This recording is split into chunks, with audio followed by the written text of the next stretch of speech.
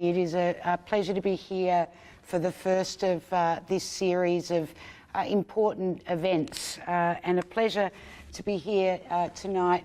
First with you, the Honourable Minister for Consumer Affairs, Gaming and Liquor Regulation since 2016 and local government since 2017.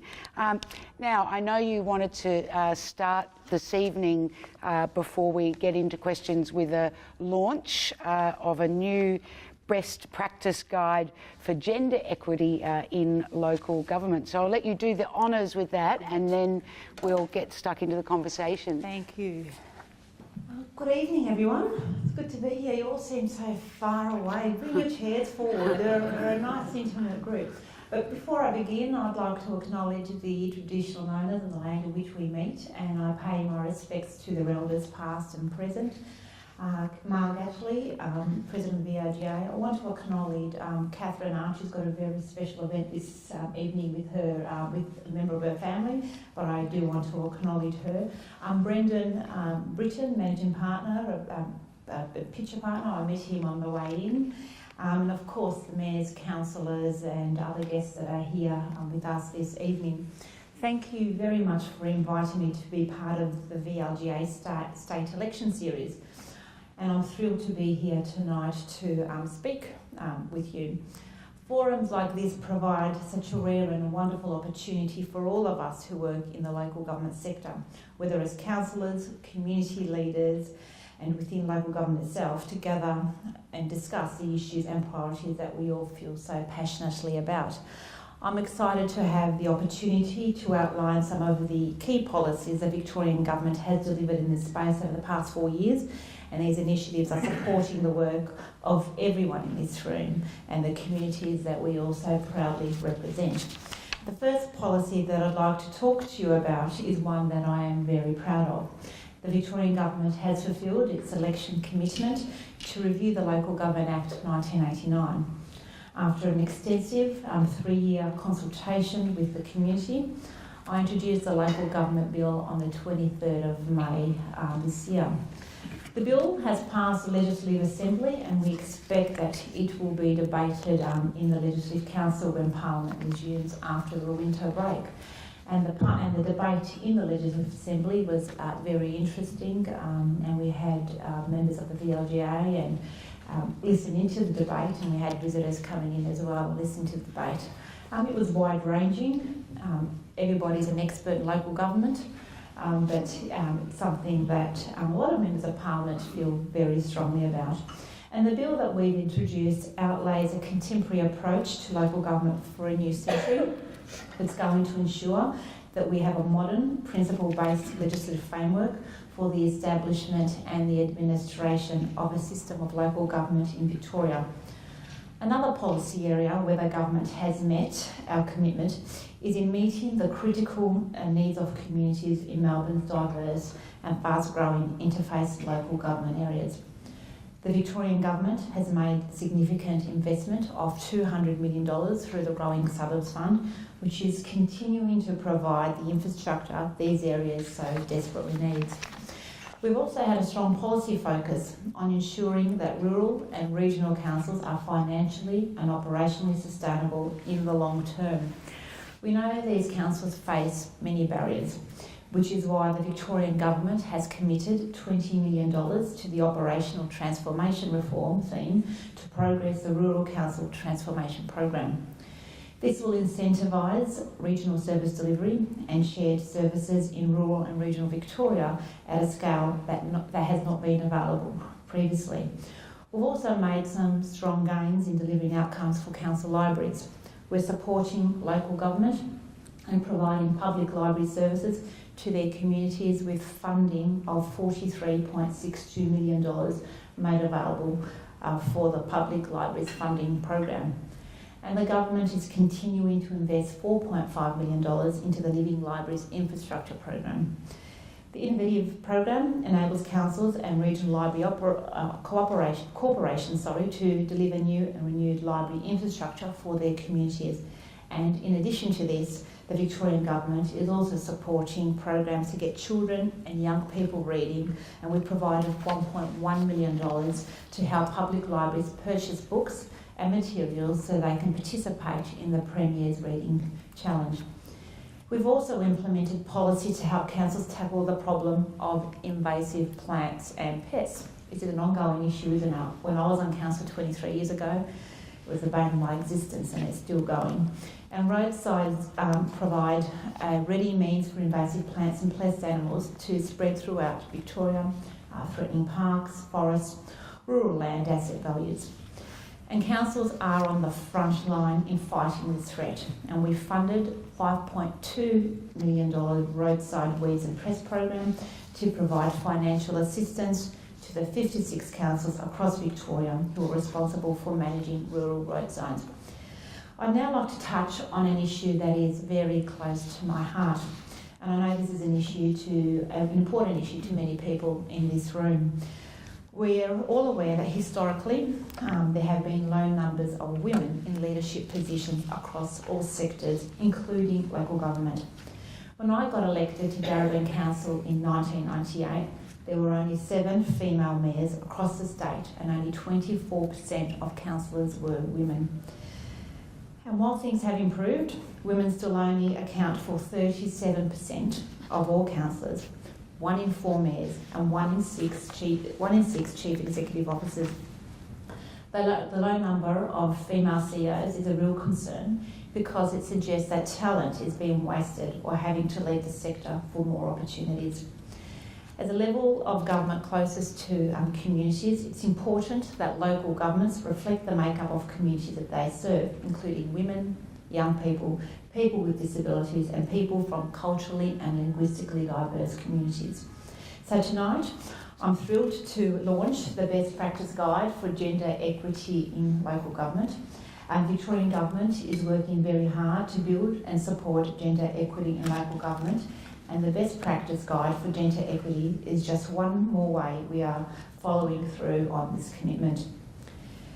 The guide is a valuable resource. It's designed to help local governments take practical steps to boost gender diversity in their councils and workforces by offering useful information and helpful suggestions. The Best Practice Guide for Gender Equity in Local Government is supported by the Victorian Government's Gender Equality Strategy, Safe and Strong. In 2016, the government released Victoria's first gender equality strategy, Safe and Strong, setting out a 10-year vision with measurable goals and progressive targets for change. Safe and Strong aims to progressively build the attitudinal and behavioural changes required to reduce violence against women and deliver gender equality. The Victorian Government has set a goal of 50% female representation on local councils by 2025. And to achieve that goal, Victoria needs to elect an additional 75 women. And we are working towards achieving this goal through various measures and programs. And as part of this strategy, the Victorian Government is implementing a range of programs to promote gender equity and diversity, encouraging more female representation in senior positions across local government. Programs like ALGWA's mentoring program for new councillors and the local government Listen, Learn and Lead gender equity program, which my department initiated last year with 31 participating councils, ensure that we are right on track. I'd like to take a moment to thank 2 incredible female leaders who have helped shape the policies over the last 4 years.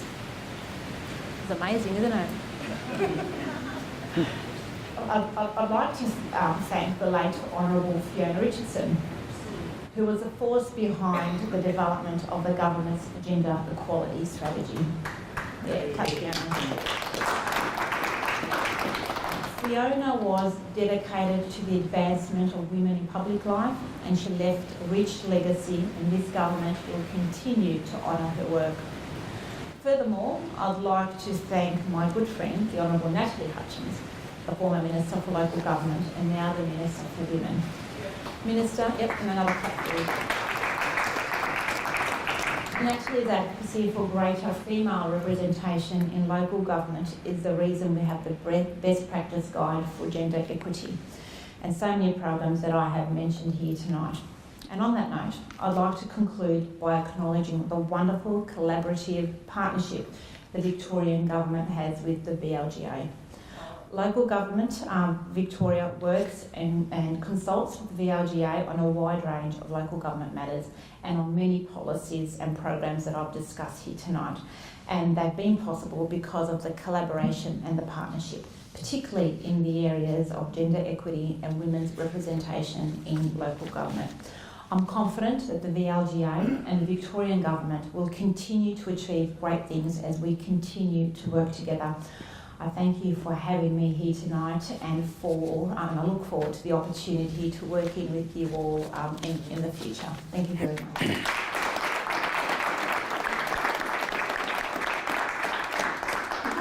So just to let you know that the questions this evening have been submitted to the VLGA for me to ask. The Minister doesn't want to take questions from the floor this evening. I know that many of you do have questions and the VLGA is happy for you to put them in writing and they will get them to the Minister on your behalf. Congratulations on the launch of the Best Practice Guide. I recently ran for Lord Mayor and thank you. The reason I did it was because I wanted women in the field. That was the main reason. And so the timeliness of this is terrific, and of course we have a female Lord Mayor, which is wonderful. But I just wanted to ask you, off the back of this launch, about, and also as somebody who's worked in local government and now at state government, what are the issues that are particular to getting women involved at local government level? Thanks, Sally, and well done on running for Lord Mayor. And I thought I knew about politics. Yeah, I've been in the game for 20 years and I still don't know anything about it. Look, I don't know whether you know, Sally, I got elected to Darebin Council in 1998. I was in my early 20s. Lebanese background. Can you imagine the stereotype? The first question that people ask me is, why isn't your head covered? And why wasn't my head covered? They knew I've come Lebanese background, 23, and 20 years ago, it was like, wow. And I jumped some hurdles in my own community, and I had very supportive networks and a family, and my mum and dad were amazing. I still live in a home back then. But I did it. And I was one of few women that ran for council, particularly in my early 20s. And we've come a long way since then. There were only 7 female mayors at that time. Now it's 1 in 4, but we're not there yet. And we've still got a long way to go. And I don't know we're doing everything collectively to support women. The government has set out, this wonderful guide. There are strategies in place. I've got a round table coming up with women in local government. We're 75 female councillors away from reaching 50%. And we just need to encourage and support more women, particularly younger women. And when I read through this, I read something that was really stuck in my mind. And if you don't mind, if I could read it all out to you. And this is from, and I'm quoting Mayor Anna Speedy, Wodonga City Council. And what she says is, it can be hard as a woman. You have to be a bit tough. I was a single mum when I first got onto council, and it was a big challenge to juggle parenting a 3-year-old with full-time work and council responsibilities.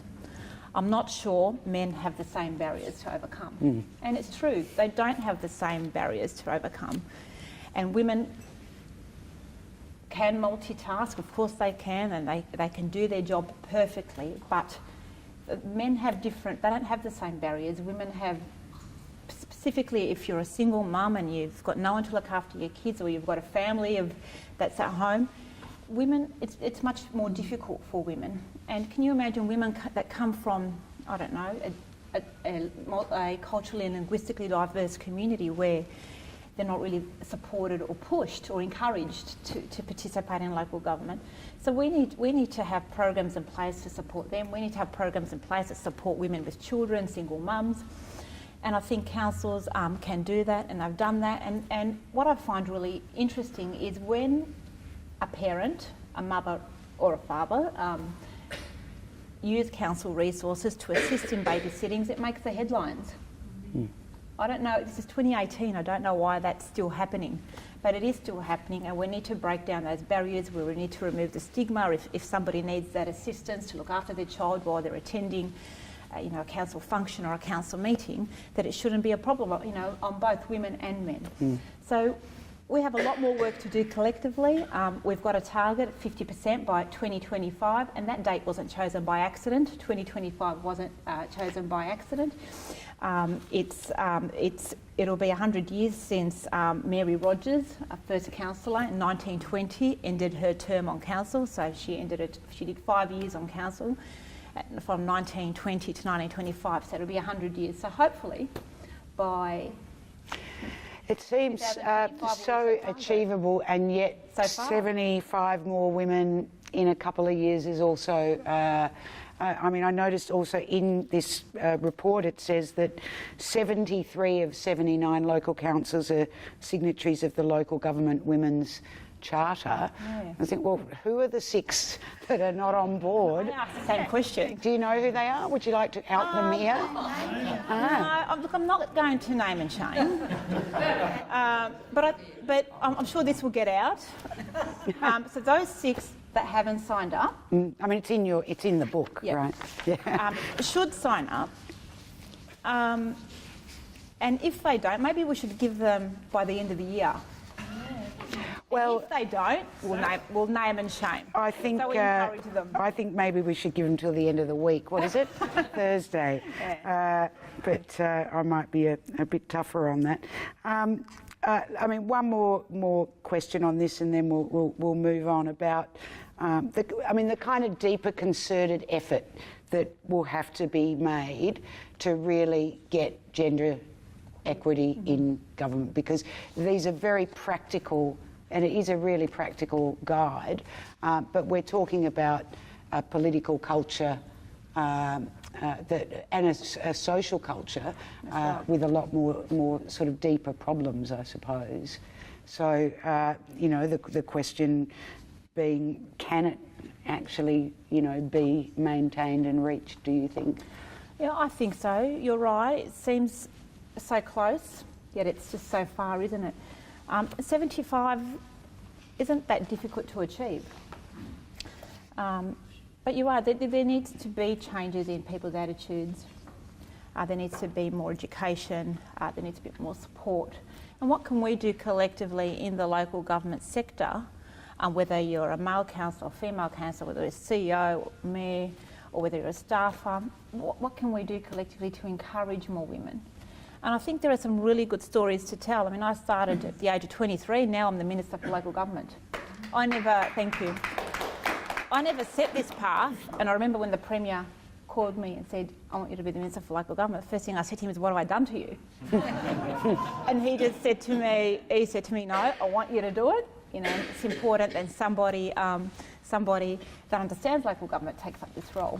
So I jumped at the opportunity, and it's been an absolute honour and a privilege to be the Minister for Local Government. But as I said from the outset, we need to do more work. We need to change people's attitudes. And I don't know how we can bring women in. If anyone has any ideas on what we can do, other than setting this guide and having strategies, where can we find these women? And they're definitely out there. They're definitely out there. And one of the things that we did, I was Cabinet Secretary before I became a Minister, and the first thing that the Premier wanted me to do is to ensure that that we've reached our 50% women on boards target, and that wasn't difficult. It was very easy to do because there were lots of amazing women out there, but it's just finding those amazing women. And we found them through our network. So collectively through our networks, I think we'll be able to do that. it's 50% by 2025. Maybe we can reach that by 2020. Don't know. Well, I hope so. Yeah. You talked about the new the local government bill also in your remarks. I'll start with one of the questions put forward, a very broad one about what your vision for councils is in 20, 30 years' time. So, as I said, it was introduced on the 23rd of May this year after 3 years of extensive consultation. And a lot of you in this room helped us form the local government bill. You know, many of the councils put in submissions. We had members of the community put in submissions that helped us frame this bill, which hopefully will be legislation by the end of this year. Look, it's very simple. It's not difficult. It's principle-based. We're giving councils the autonomy to do what they're meant to be doing, and it's also about giving the councils opportunities, you know, to grow, to flourish, to improve their services, their roles. It's also about ensuring that mayors step up. And whilst, you know, the mayors are first amongst equals in their councils, it's an opportunity for mayors to be able, you know, to step up, take a leadership role and communicate effectively with their communities. And what we've also done is we've put in legislation that councils must have 4-year budgets. They must have their financial plans, their asset plans, and with that they need to bring the community along, and they need to communicate effectively with their community, make sure that there's very strong community engagement, and the mayors are then responsible for reporting against those plans. And once you do that, once the community understands exactly what you are doing, you know, the community's on board. The other thing that I'm very proud of, which we've just done, and it was at the end of the piece, was we brought the legislation to modernity where we've put in provisions in place relating to sexual harassment.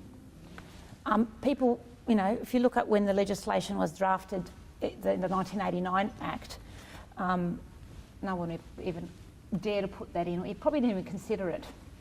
So we've put that in, and it was accepted really well. The VLGA put in submission, the ALGA put in submissions. Members of the community also encouraged us to do that, and it wasn't difficult to do. We quickly jumped on board and we did it. And so this is a much simpler act. You know, we got rid of the 100 amendments. The act is much simpler to follow. It was very confusing before, you know, for councillors, for mayors, you know, for staff and members of the community. So our vision, the most important thing is for councils to thrive, to councils to have the autonomy to engage with their communities, and for mayors to be accountable. And the other thing that the media were particularly interested in was the ability for the minister to dismiss a single councillor. And I think that's an important thing. And of course there are very strong safeguards in place, and it's not something that any minister would do lightly, but there are very strong safeguards in place, and it will only be done where that one particular council is disrupting the governance of the council. So it's been well received by councils. It's been well received by the community. It's been well received by the sector.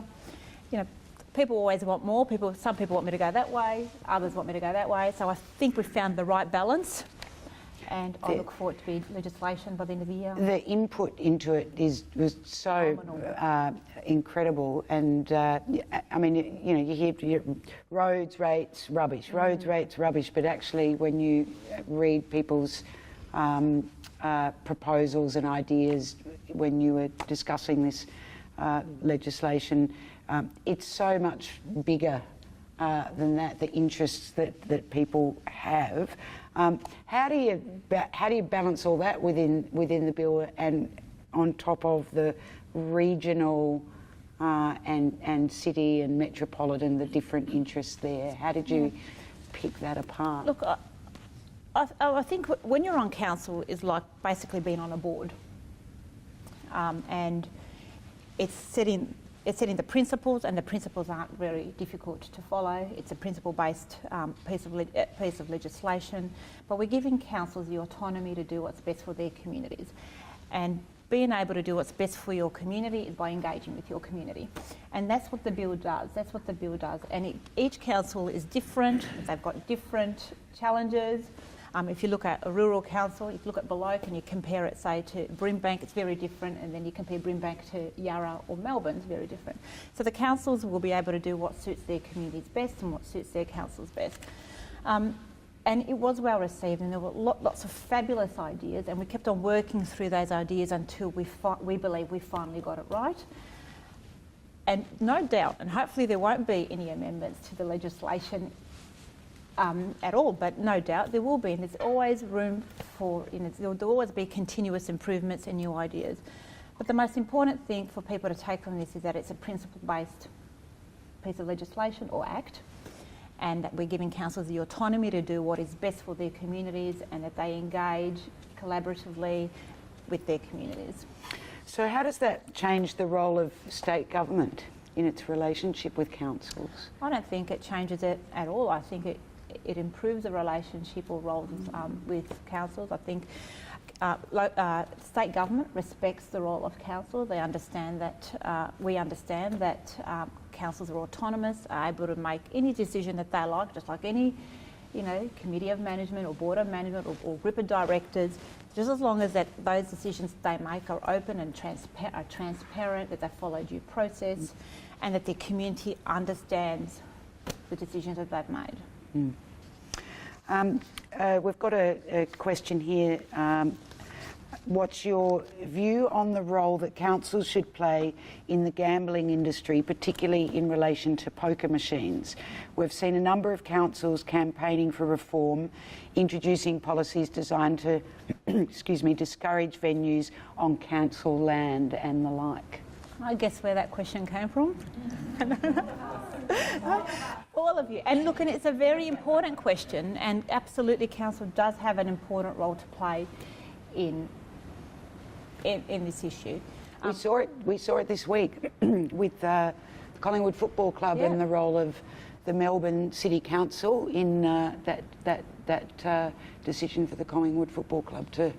And councils have the autonomy and the ability to make those decisions. And Collingwood Football Club, I've taken my hat off to them. They've left the industry. They've handed over or sold off their machines to somebody else. But councils absolutely have a role to play. Nobody understands the community. They're the closest people to the community. They're the closest to the community, and they understand their communities very well. I remember back when I was on Darebin Council 20 years ago, from 98 to 2008, one of the things that I was advocating for was exactly the same issue. And I felt at the time that people had nothing to do. Like, I would go down Northcote Plaza, for example. These elderly citizens had nothing to do in the community, but where would they go? They'd go to Northcote Plaza, or they'd go to a gaming venue so they can socialise, so they can mix with people. And I want to congratulate Darebin Council who've come up with this wonderful program where they're opening their libraries in the evening. That is wonderful, And that is funded by the Victorian Responsible Gambling Foundation. And what I've heard, I haven't received any formal report, but what I've heard today is that the program is thriving. It's somewhere where members of the community can go, interact, meet other people and do something. But councils, as I said, councils do have an important role to play. You've got the planning processes. You could put in submissions, of course, to the commission, to the regulator, that makes the decision at the end of the day. And if councils feel very strongly about a particular club or a sporting club being linked to a venue, they can make those decisions. But one of the things that I ask councils to think about is those clubs, whether they're football clubs, most of them are football clubs. A lot of people are using these football clubs to participate in sport and to socialise. We don't want to kill it off completely for them. Make sure that they still receive the support that they need from council, but it's a decision for each council to make. I mean, again, the example with Collingwood and the Melbourne City Council is that there was a financial incentive there that enabled that to happen, about reallocation of funding, I think it was. And what's your view on that, as the state government supporting councils to do that? as I said, councils can do that. It's completely up to them. You need to weigh up the pros, you need to weigh up the cons. If the decision is made by the council, there's nothing I could do about it as municipal local government, just as long as they communicate that effectively with their constituents, with their rate base, they can do that. And it's good to see that Collingwood has decided to exit the gaming industry, and it'll be interesting to see what other clubs do as well. And just off the record, we hear that clubs are considering this, that they're playing, because the community is no longer accepting it as well. And one of the things is through the work of the Victorian Responsible Gambling Foundation, they've done some fantastic work about working with sporting clubs and working with young men and women and students. If you were to ask a kid these days to name 3 or 4 bookmakers, they'll be able to name that very easily. They wouldn't hesitate.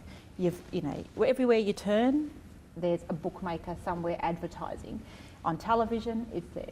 So the Victorian Responsible Gambling Foundation has done some fantastic work to try to engage sporting clubs, football clubs, and educate, particularly young kids, that they shouldn't really be worried about the odds of that team winning, but rather support emotionally investing in the team.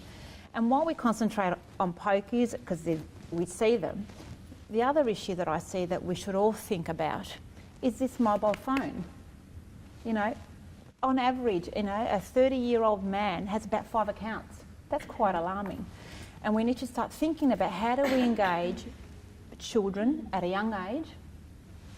And the Victorian Responsible Gambling Foundation is running some fantastic programs, and there will be some ads on television about this.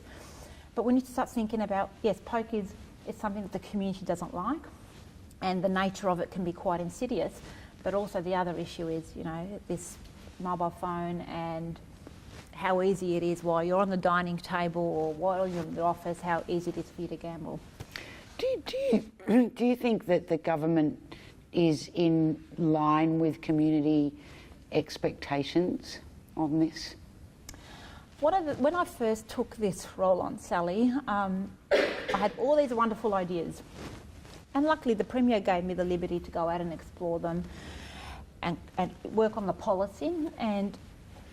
And there is a lot of debate because even within my own circle, the colleagues, people don't understand it. And gambling is a legitimate recreational activity. People choose to gamble. Thousands and thousands of jobs are created, whether you're at the casino or gaming at hotels and clubs, and they rely a lot on the beverage and food side of it as well. But we also acknowledge that it could be quite insidious and it causes harm. So I was lucky where the Premier gave me the liberty to explore some policy ideas, and then I was able to take them back to the Cabinet, and I got full support of the Cabinet and my colleagues, where we implemented some measures to reduce gambling harm. And if I were to introduce those measures 20 years ago, can you imagine what the gaming industry would have done? There's no way in the world they would have accepted them, but now they do, because a lot of it is about evolution. It's bringing people on board. People's attitudes are changing as well, and so I'm not here to defend them at all, because I'm the Minister for Gaming Regulation, but we have introduced some harm minimisation measures in place that I'm very proud of. And I've just got to say this, it's only been Labor governments that put in these harm minimisation measures. So when pokies were first introduced in the 90s, it was basically on for young and old. You could do whatever you like. There weren't any regulations in place or harm minimisation measures in place. And the Braxton-Brumby governments put in some strong harm minimisation measures.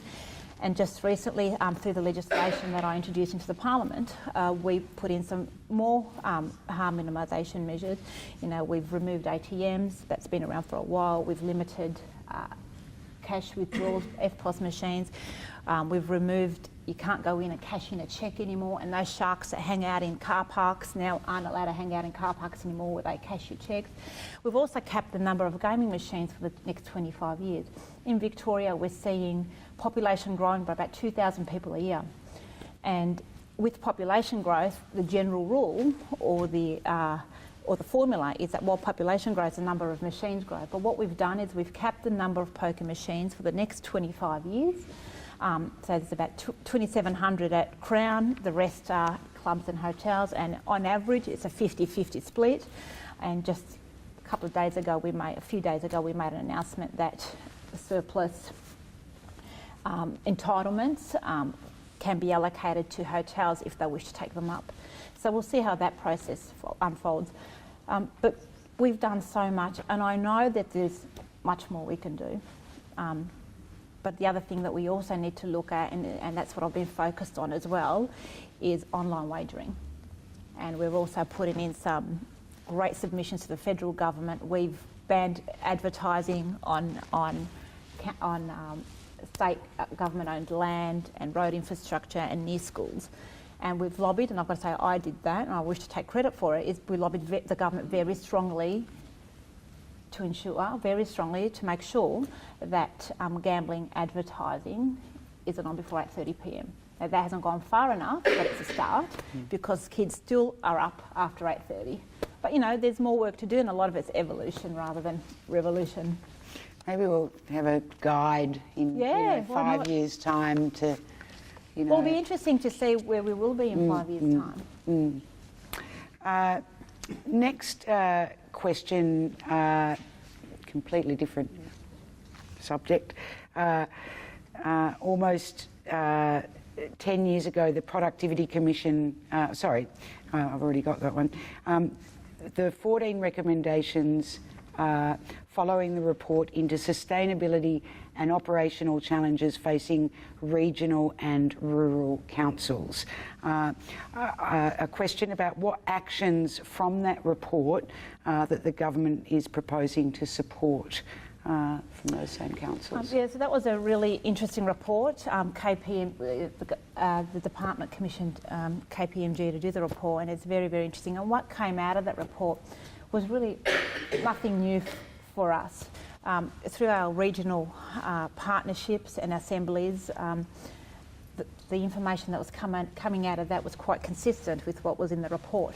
And through the tour, and I also have been talking to lots of mayors from rural and regional Victoria who have said the same thing.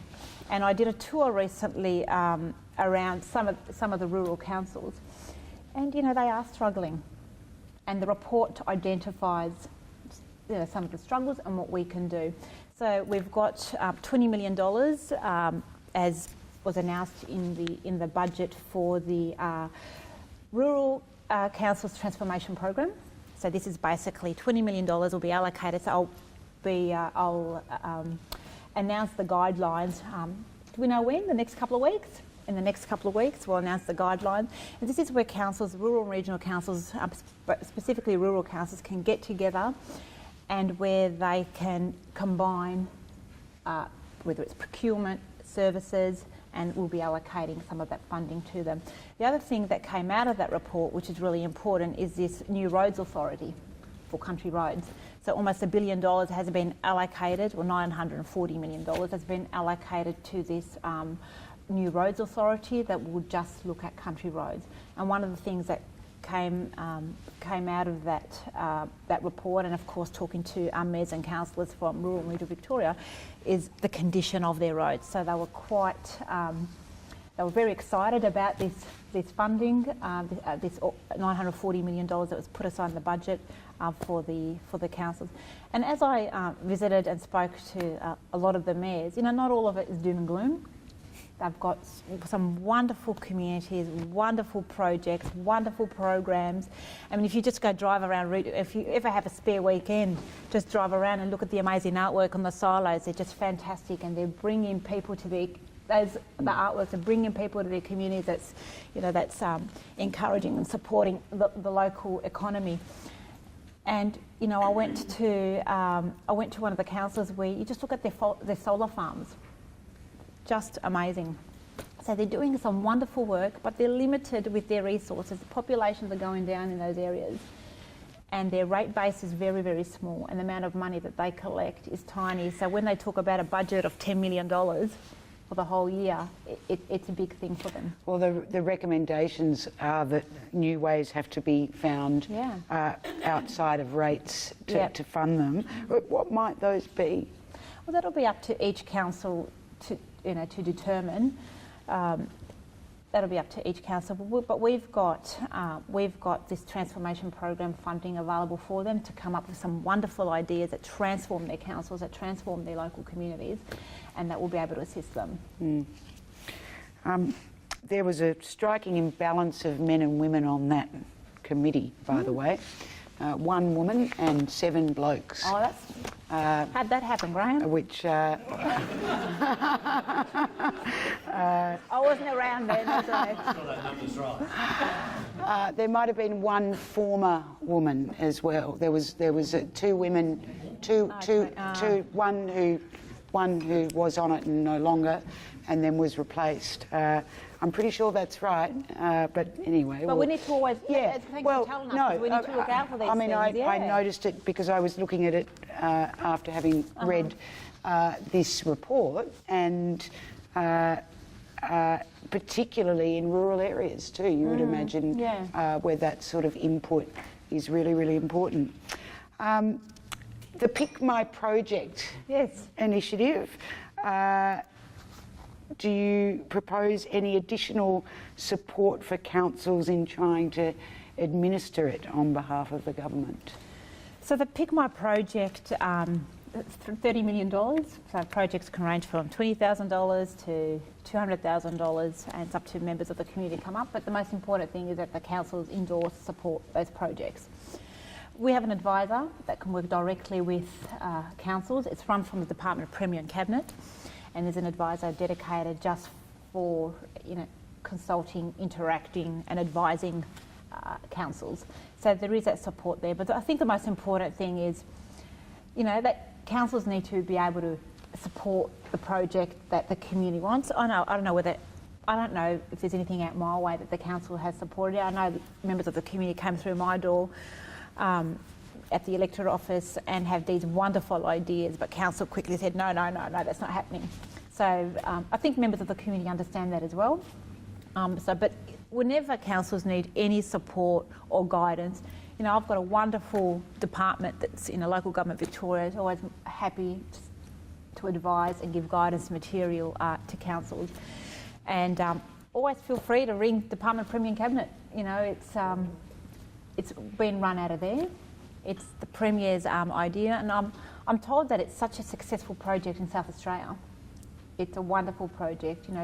People are putting in simple things from a small plaque to make something really big, or to a skate park. So it'll be interesting to see what we end up seeing at the end of the program. It certainly will. And when do we find out? Is it?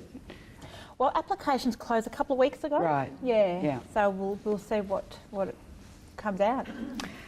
The next question is, what is the state government doing to help establish new local markets for the recycling industry following the import ban imposed by China on certain recycled waste? Yeah, that was an interesting decision by China, and of course we know why they did that, because of the quality of the recycling material that was that they were purchasing. So the state government's allocated $30 million. The Treasurer and the Premier allocated $13 million. 78 out of the 79 councils applied for that funding to help them transition and work their way through their contracts. And just recently, the Minister for the Environment launched the recycling industry strategy, and that was another $23 million, I think, at the top of my head. So the whole package is about $37 million to support support councils and the recycling industry adapt to China's ban on our recycling material, on the material that's been recycled. So, but there's a lot of work, and I've got one of the largest tips out in my electorate, and I hate it. And I hate it because I don't think the solution is landfill. I think we need to start thinking about alternative ways that we can recycle our rubbish. And one of the things that I'm very passionate about and I strongly support is this waste to energy. And last night, you were there, weren't you, Henry? The Minister at our Western Metro Assembly out in Hoppers Crossing announced a Centre of Excellence in the Western Suburbs to look at ways at which we can look at alternative waste strategies. It's a wonderful piece of work. I think we need to share it amongst ourselves and with councils about this strategy and see what we can do collectively. And if any council needs any particular support in this space, always feel free to contact the department who's within the Minister's department as well, within DWELP, and we'll see what we can do to assist. Are you enjoying the election year? Oh no, who enjoys elections? Actually, it's been great. It's you can't help but you push yourself that extra bit more. You feel like you're racing against time because there is so much to do, and you're limited with the amount of time that's left. So you've got ministers that are competing against one another and getting legislation through the parliament, through the cabinet, so we're sort of elbowing each other. I was very happy that we got the local government bill debated because there's really very important legislation that will see its way through the parliament. Look, it's an election year. You know, I've also got a seat.